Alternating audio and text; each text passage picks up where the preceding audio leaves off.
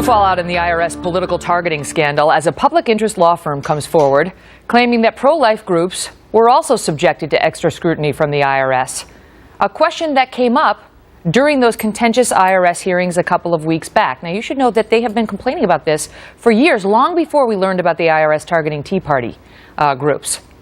Chicago's Thomas More Society says it represents a pro-life group in Iowa that claims it was singled out when it applied for tax-exempt status. Sound familiar?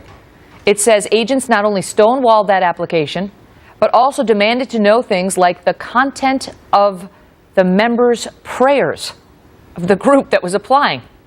And they claim that the IRS tried to forbid members from picketing outside of abortion clinics. Can they do that?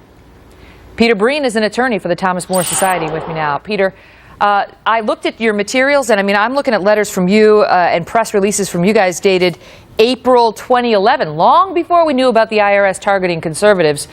You were saying, your group, that they are targeting pro-life groups with extra requests and inappropriate requests, and people had their doubts. And yet now we find out, indeed, they were doing it to whole groups of people, conservative-leaning groups, limited government groups, and so on. And is that what happened in your case? Absolutely. We had what we thought were isolated incidents until the most recent scandal broke. And once that happened, we dug through our files and said, look, we've helped multiple organizations over these past few years during the Obama administration to fight off the IRS from these sorts of unconstitutional inquiries. And really, not just unconstitutional, but just inappropriate at any level based on the IRS rules. Now, I know that you believe this started happening as early as 2009, and that this may have been going on for much longer than we know, at least with respect to the Tea Party groups, which began in 2010. You say they sought details from pro-life groups, including the content of their members' prayers at a Planned Parenthood facility. Is that true? Well, they asked specifically in the documents about the activities at the prayer meetings of our clients in Iowa, and also to know the content of the signs they would hold outside of Planned Parenthood. Here's the thing, if your concern is keeping 501c3 charities from doing political work, well then why do you care about what they do at their prayer meetings or what they're doing outside of a Planned Parenthood? They're not canvassing voters there. It's obvious what they're doing. It's non-political in terms of campaigning. It is perfectly appropriate for 501c3 public charities. And they also went on to ask whether the group, one of these groups, Christian Voices for Life, whether they did education on both sides of the issues. What is that supposed to mean? Is this what the Christians are supposed to be doing now? Like, we're pro-life and we believe life begins at conception, but you should also know in evaluating our argument how the other side feels. Would you ask the NAACP if they're going to see what the white supremacists do and they're going to present both sides of the issue? Of course not. This is crazy. And so obviously advocacy groups will advocate for their position. The First Amendment allows it. These are entirely inappropriate questions. Fortunately for us, we were able to fight off the IRS in the case of these clients. And even since the hubbub happened, we've now had other people come to us who are in the midst of their IRS processes. We're trying to help them as well. Do you believe then that this, because yesterday we talked to a pro-Israel group that got this, that got this kind of treatment from the IRS. Now the pro-life groups are saying we got this kind of treatment from the IRS. And now you've, of course, got Tea Party and other limited government groups coming out, and that's been confirmed in their cases that it's been going on. Are they related, or are they totally different things?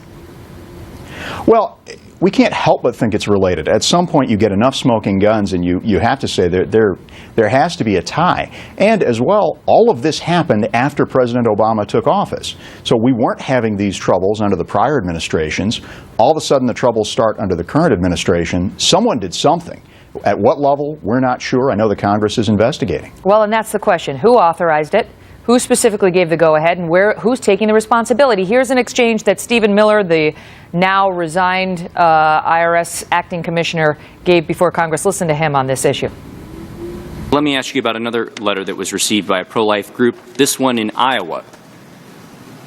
Their question specifically asked from the IRS to the Coalition for Life of Iowa, quote, please detail the content of the members of your organization's prayers. Would that be an appropriate question to a 501c3 applicant? the content of one's prayers.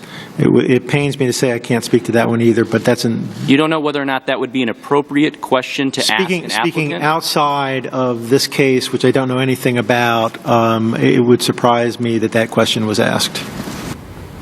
Your thoughts?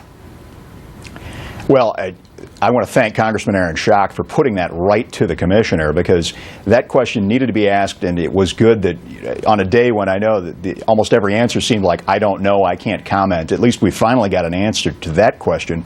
It was inappropriate. And so, again, if you're asking for, hey, is this inappropriate conduct across an agency that seemed to start right after the president took office, how can you say that it's anything but some sort of an orchestrated campaign? Yeah, he said it would surprise him if that question was asked, but that's the question, is who is minding the shop at the IRS? Why are these things coming as surprises? To whom are they not surprises, and who orchestrated them to begin with? Peter, thanks for being here. Thank you, Megyn. All the best.